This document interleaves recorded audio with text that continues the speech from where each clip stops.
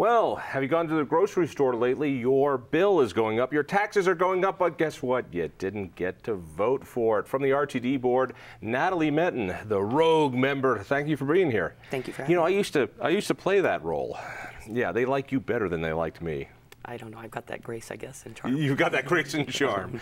Tell me a little bit about this House bill that the governor just signed that nobody seems to really know about that jacks up our food bills. It reminds me a little bit a couple years ago about the Dirty Dozen. This was a set of tax increases saying we're going to put more things that can be taxable at the grocery store. This does the same thing for RTD, right? That's correct. RTD and Science Cultural Facilities District, as we refer to as SCFD. So it was a stealth tax increase put together by lobbyists and some members of RTD. And it is a bill that will increase taxes on your grocery bill, but other various items too. If you remember the Dirty Dozen, there were simple things like in there, like in food containers. Food containers, there's plastic, paper towels, things like that. Yes. That weren't taxed before. They said, we're not going to raise taxes, we're just going to increase the amount of things that we can tax. And that went for the state. RTD said in this bill, well, let's do the same thing for RTD. Who lobbied in favor of this bill? What was the idea?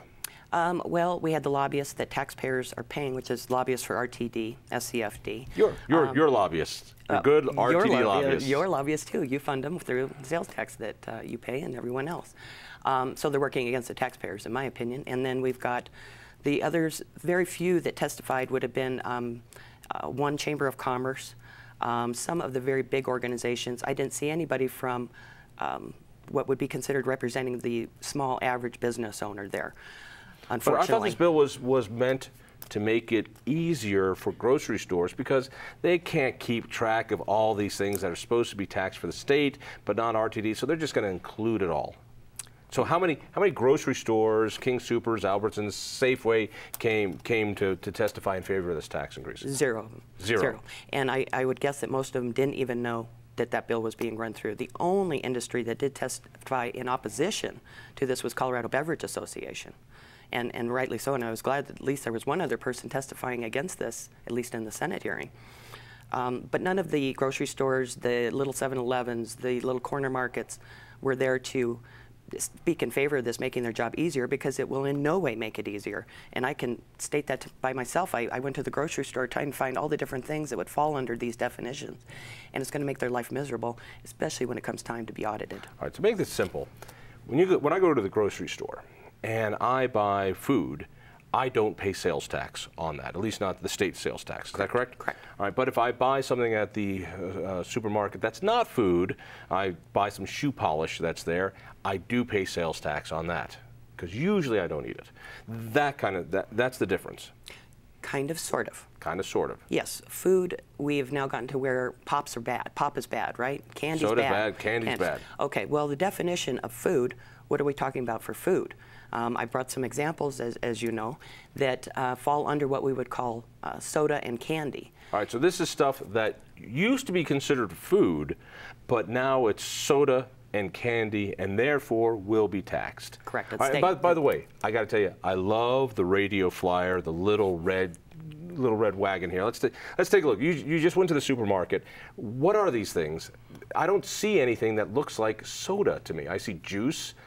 I see craisins. These are cranberries that are dried. Craisins are candy? Craisins under the definition are candy. How so? It's got sugar through the preservation process with the cranberries. So if you look at the definition of candy, it is simply something that includes fruit or nuts, includes sugar, and is in the form of bars, pieces. So that falls under the definition. Granola that has granola honey. Is not a candy. Granola is not a candy. It's granola. Unless you got honey added to it, or sugar, or an artificial sweetener. Now it's candy. So a granola bar, which uses that honey and sugar to keep it together, that's now candy? It falls under all those definitions, the sugar and all of that. If it has flour, then it doesn't fall under candy. But we're making the job more simple for retailers, right? That's what we were told. Now, out of this is a nice little red wagon you have, which, by the way, is a transportation device, and RTD would be more successful than that than rail. But we'll go later. One of these products is not taxable? Which one of these products? I'm looking at all these. I see iced tea. I see. That's considered pop, as media call it. Iced tea is pop. Because yeah, it's diet, so it has artificial I see sweetener. fruit juice. Fruit juice is considered pop. Is that right? If the product has less than, if it has, 50% or more fruit juice content, it is not considered a soft drink. If it has less than 50%, it's considered a soft drink. So that fruit juice, like an apple juice, a mom may think, I'm sending my kid off to school with a good, nutritious breakfast. Well, per the government, you might as well feed him a Mountain Dew or give him this bottle of, a glass of fruit juice. We're going to put, so all these things have sin taxes. What's the one thing in your little wagon that is not taxable under this new bill? One of the types of apple juice that is labeled for kids has 54% fruit juice in it. So it doesn't fall under. So the toddler apple juice. So now, when people go to the store and they're buying foodstuffs like they usually buy, now they'll be paying 1% to tax to RTD, plus 1/10 of 1% to the Cultural and Scientific Fund. So their bill is going up 1.1%. So the 2.9% state sales tax is now up to 4%.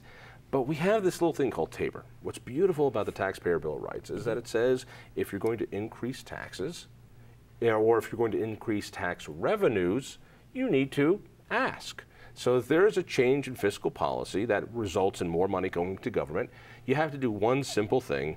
And RTD did this back in 2004 and increased their sales tax rate and got billions of dollars for rail projects. You simply have to ask, when will we be asked whether or not we approve this tax? They don't want to ask the voters, and they will not unless they are pressured beyond what we've ever done, or eventually we challenge it in court and reverse this. So in other words, they don't want to ask the voters. This bill increases your food without a vote of the people. Yes. And RTD lobbied for this. How much money is RTD going to make from this? If we look, there's various products, but let's just say, for an example, the food tax will amount to about an estimated $3.1 million each year. $3.1 million. Yes. Increase in revenues without a vote of the people. Correct. Now, there's various different products that are included in this Bill 1272. So the net at the end of the year is about $2.7 million a year.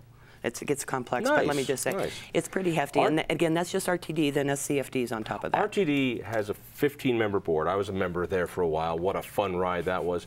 How many members of the board support this tax increase and asked for the governor to sign this? 14 of them voted on a resolution to approve this. I was the lone vote to vote no. I was the only one that went before the Senate committee to testify against it.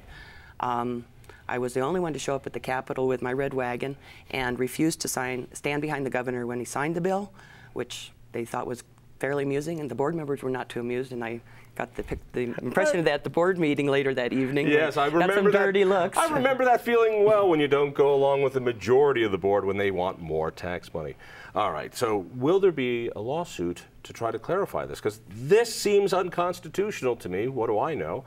It seems like it's a violation of Tabor.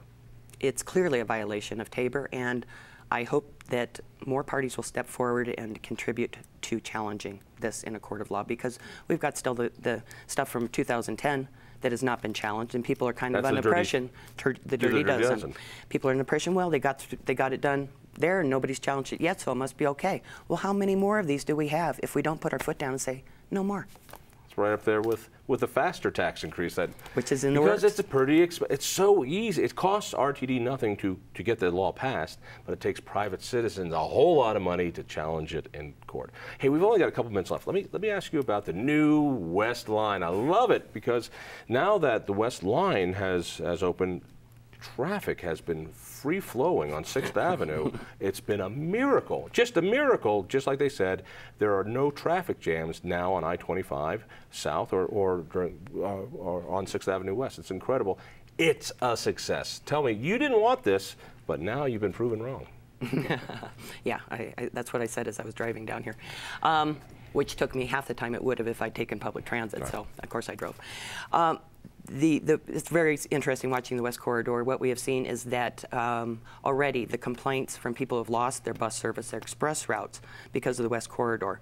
We are immediately reversing some of those changes, meaning we're putting the express routes back. We'll be cutting the train service. So instead of 3 cars, we're already going to be going down to 2 cars. Wait, whoa. Well, I know. We just went massively into debt.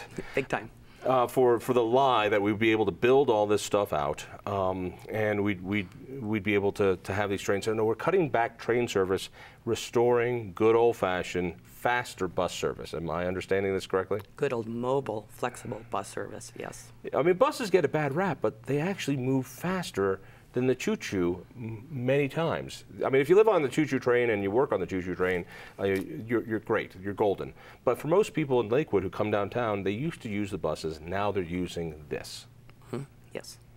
Yeah, they're being forced to, and we've got to get people to this fixed guideway. So when we cut bus service, getting to it, it makes it much more difficult. If I live down at 5 miles south or east of the Federal Center Station, and I've got to go up to the Federal Center Station to get on the line, get down to the north side of downtown, take another 20 minutes to get down to the south side of downtown, this is not more efficient travel. But and again, billions the over traffic has melted away. Auto traffic is gone.